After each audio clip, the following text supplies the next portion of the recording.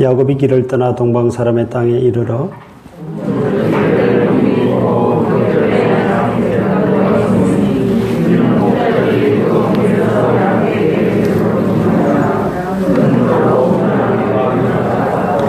모든 때가 모이면 그들이 우물 아기에서 돌을 옮기고 그 양떼에게 물을 먹이고는 우물 아기 그 자리에 다시 그 돌을 덮더라.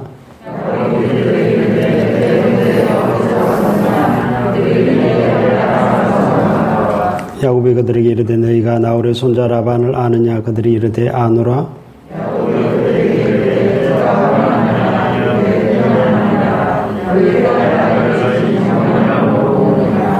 야곱이 이르되 해가 아직 높은즉 가축 모일 때가 아니니 양에게 물을 먹이고 가서 불을 떴게 하라.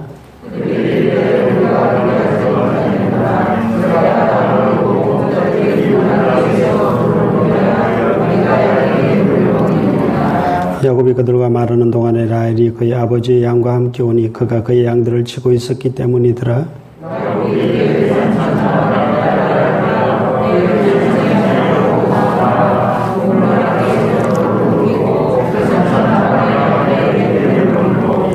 그가 라헬에게 입맞추고 소리내어 울며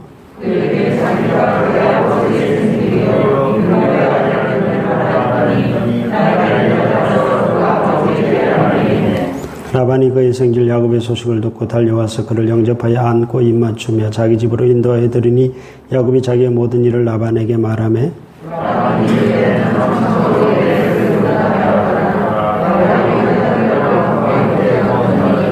라반이 야곱에게 이르되 내가 비록 내 생질이나 어찌 그저 내 일을 하겠느냐? 내 품삯을 어떻게 할지 내게 말하라.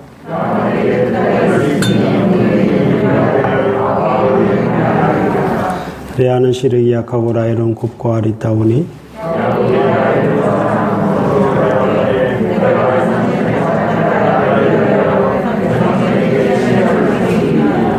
라반이 이르되 그를 내게 주는 것이 타인에게 주는 것보다 나으니 나와 함께 있으라.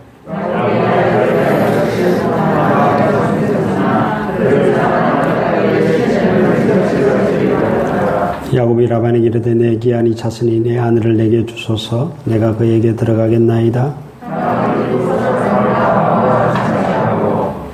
저녁에 그의 딸 레아를 야곱에게로 데려가며 야곱이 그에게로 들어가니라.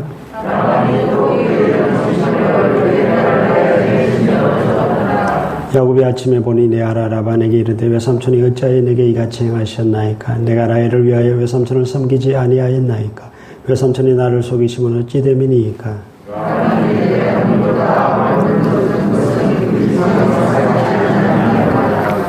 이를 위하여 7일을 채우라. 우리가 그도 내게 주리니 네가 또 나를 7년 동안 섬길지니라.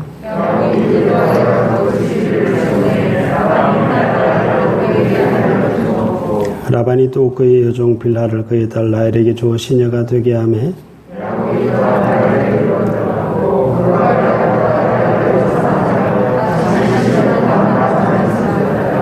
여호와께서 레아가 사랑받지 못함을 보시고 그의 태를 여셨으나 라헬은 자녀가 없었더라.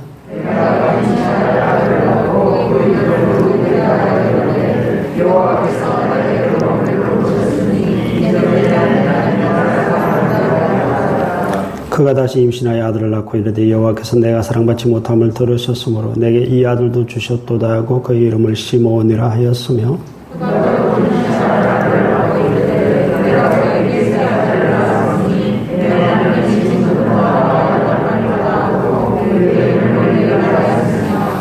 그가 또 임신하여 아들을 낳고 이르되 내가 이제는 여호와를 찬송하리로다. 이로 말하며 그가 그의 이름을 유다라 하여 그의 출산이 멈추었더라. 아멘. 지난 시간에 야곱이 베델에서 꿈에 하나님을 만나는 장면을 우리가 보았습니다. 오늘은 그 장면이 옮겨져서 이제 밧단 아람으로 장면이 옮겨집니다. 야곱이 밧단 아람에 도착을 합니다. 우물가에서 이제 목자들을 만나게 되는데요. 그 지역 그리고 그 당시는 우물가가 사람을 만나는 장소죠. 거기서 1년에 목자들을 만나서 묻습니다. 라반을 아느냐? 아, 라반 잘 알지. 그리고는 하는 말이 그의 딸 라헬이 지금 양떼를 물고 이리로 오고 있다라고 야곱에게 소식을 전해주게 됩니다. 라헬이 아버지의 양을 몰고 우물가로 왔고 야곱은 즉시 달려가 라헬에게 입맞추고 바로 자기가 라반의 생질임을 밝히게 됩니다. 하나님께서 순적하게 이 라반의 집으로 인도하시는 것을 보게 되는데요. 라헬은 곧바로 아버지에게 달려가 말하였고 라반은 다시 뛰어나와 이 우물가에서 이 야곱을 인도하여 자기 집으로 들이게 됩니다. 그리고는 한 달가량 이 라반의 외삼촌의 집에서 머물게 되는데요. 외삼촌이 이렇게 말합니다. 네가 아무리 내 생질이라도 네가 어떻게 아무 품삯도 없이 일하겠느냐. 품삯을 정해라. 그럽니다.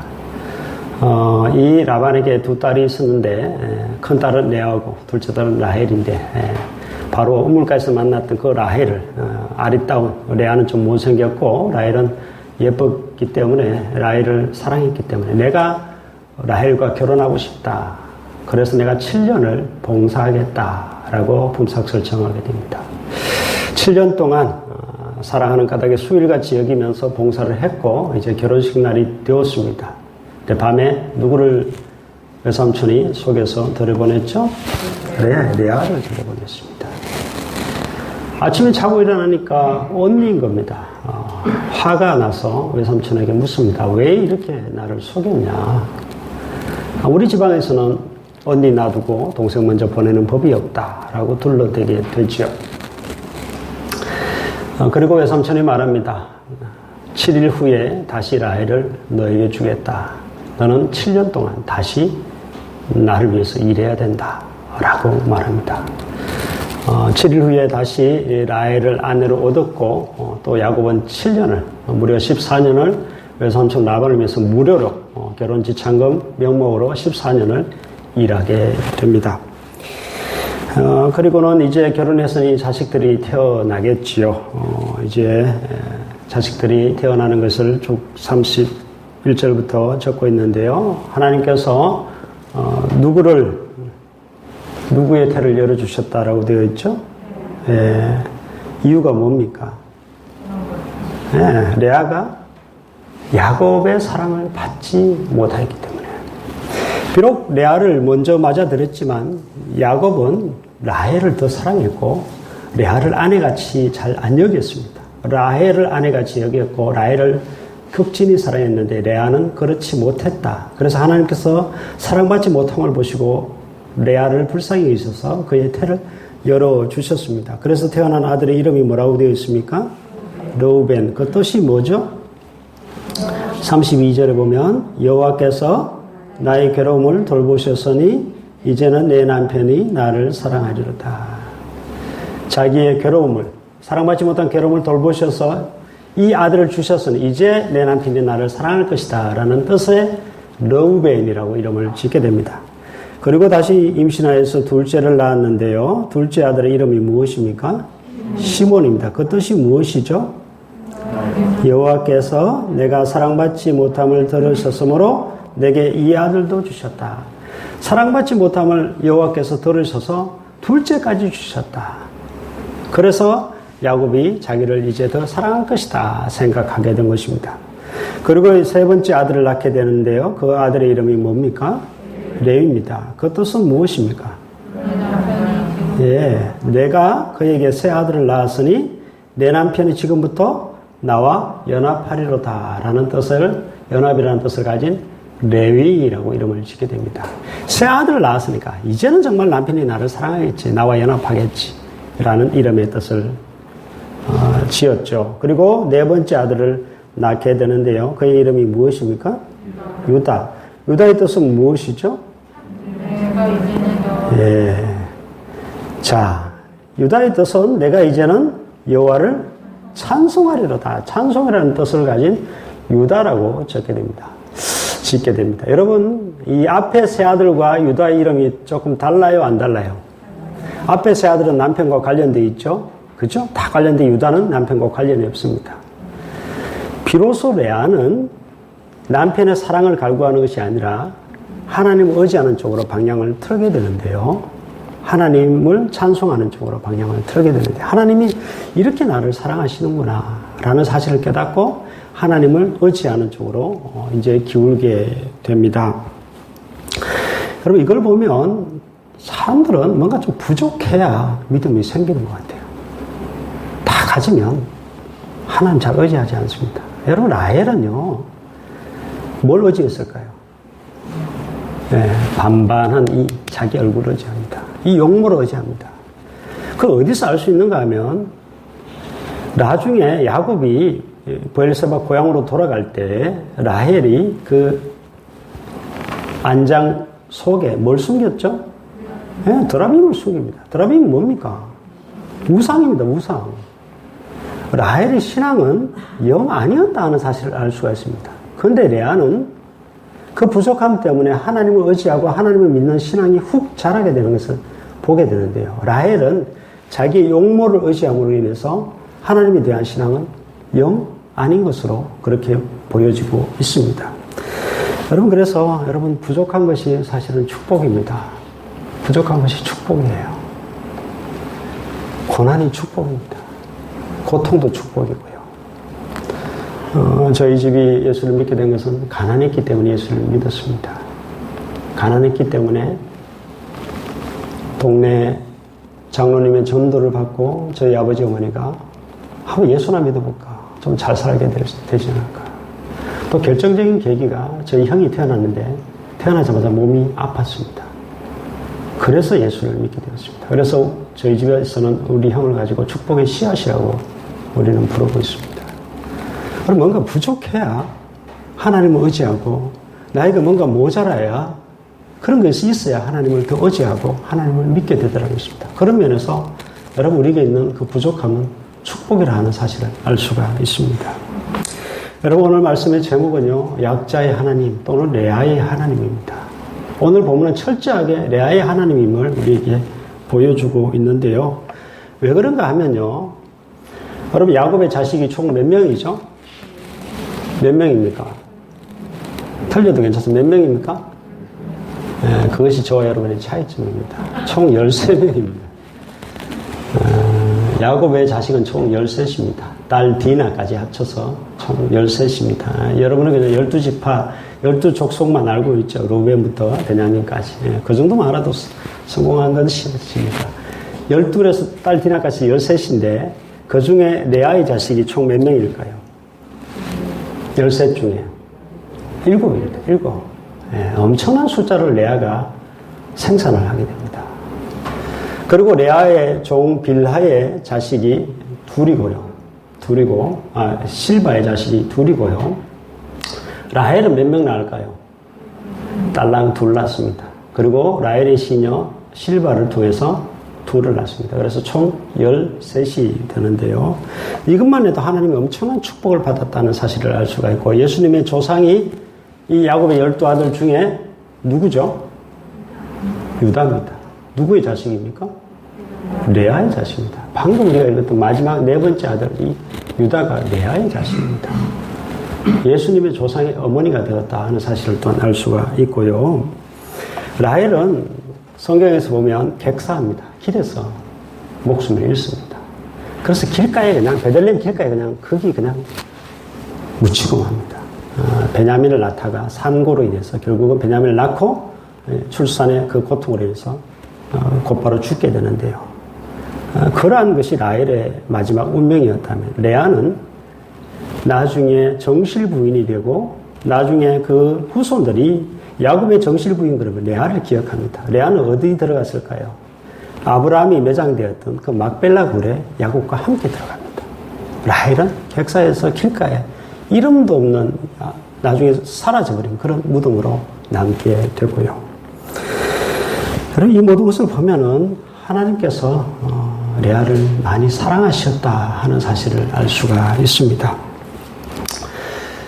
이렇게 이야기하면 여러분 중에 이렇게 반문하는 분이 있을 것입니다. 그럼 하나님은 이쁜 나의 하나님은 아니십니까? 다 이쁜 분들이니까 그렇게 생각하시는 분들이 계실 것 같아요. 하나님은 약자의 하나님이고 남자보다는 여자의 하나님이라고 저는 생각을 합니다.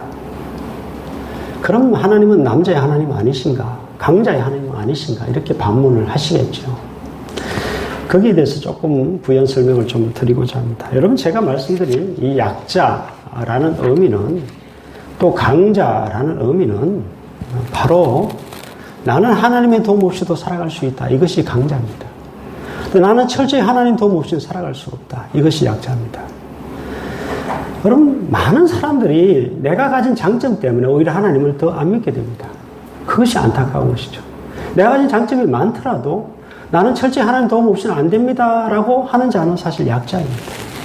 남자라도 더 하나님 의지하면 그가 약자인 것입니다. 바로 우리가 그렇게 살아야 되는데요. 오늘 우리 권사님이 뽑았던 첫 번째 찬송, 거기도 아까 부르는데 그 가사가 나오더만요. 스스로 높은 자는, 스스로 높은 자에게는 하나님께서 은혜를 나타내시지 않고 누구에게 은혜를 나타내신다고요? 어린아이에게. 스스로 높은 자가 되면 하나님은 절대 그에게 은혜를 베푸시지 않습니다. 오히려 어린아이같이 낮아지는 자에게 하나님은 은혜를 베푸신다. 자문을 보면 이런 말씀이 있습니다. 거만한 자를 하나님은 어떻게 하신다고요? 비웃으신다 그랬습니다. 겸손한 자에게 하나님은 어떻게 하신다고요? 은혜를 베푸신다 그랬습니다.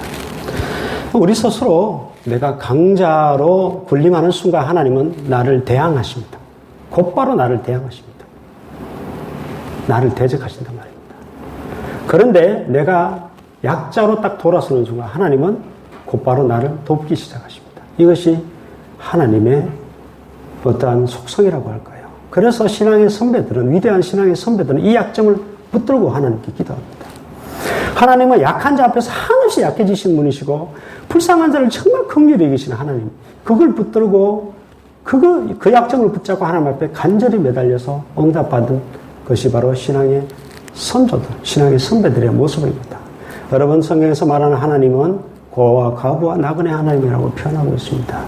즉 하나님은 약자의 하나님이시라는, 도움이 필요할 수밖에 없는, 하나님 의지할 수밖에 없는 그 인생에 도움이 되시고 아버지가 되시는 하나님이시다는 것을 알 수가 있습니다. 여러분, 이 저녁에 이 한 가지만 여러분 꼭 붙들 수 있기를 주의 이름으로 축복합니다. 스스로 강자가 되지 마시고, 스스로 높은 자가 되지 마시고, 스스로 약자가 되시고, 스스로 낮은 자가 되시고, 스스로 어린아이가 되셔서 하나님 없이는 난 못 삽니다. 하나님 아시잖아요. 하나님 없이 저 절대 아무것도 못합니다. 그렇게 하나님 의지하고 하나님의 도우심을 받고 여러분의 하나님이 되시기를 주의 이름으로 축복합니다.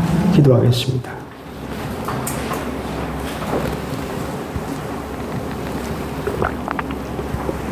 하나님 아버지, 오늘 29장에서 철저히 레아의 하나님이심을 하나님께서 드러내셨습니다. 레아 또한 자신의 부족함 때문에 하나님을 온전히 믿고 의지하는 그런 여인으로 자라게 되었습니다. 하나님 아버지, 우리에게 있는 부족함이 오히려 축복임을 알게 하시고 나에게 있는 그 모자람과 그 고통, 그 고난이 오히려 하나님을 의지할 수 있는, 또 하나님을 더 우리가 붙들 수 있는 그러한 좋은 기회임을 깨닫게 하셔서 그 부족한 가운데 원망하고 불평하는 것이 아니라 오히려 하나님을 더 의지할 수 있는 우리들 될 수 있도록 하나님 도와주시옵소서. 하나님, 스스로 높아질까 심히 두렵습니다. 스스로 교만해질까 심히 두렵습니다. 하나님 없이도 잘 살 수 있다, 그렇게 생각하고 살아갈까 두렵습니다. 스스로 또 부자이냐, 하나님의 도움 없어도 충분히 잘 살 수 있느냐, 그렇게 살아갈까 두렵습니다. 하나님, 우리를 불쌍히 여기셔서 하나님, 우리는 철저히 약자가 되게 하시고 가난한 자가 되게 하시고 또 낮은 자가 되게 하시고 또 어린아이가 되게 하셔서 하나님의 은혜 아니고서는 결코 살아갈 수 없는 복된 우리들 될 수 있도록 하나님 도와주셔서 하나님께서 나를 도와주시고 또 나에게 은혜 베푸시는 그러한 귀한 축복이 우리 가운데 있을 수 있도록 하나님 도와주시옵소서. 하나님 아버지, 하나님께서 온전히 우리의 하나님이 되시기를 간절히 바라옵고 사랑이 많으신 예수 그리스도의 이름으로 기도드리옵나이다.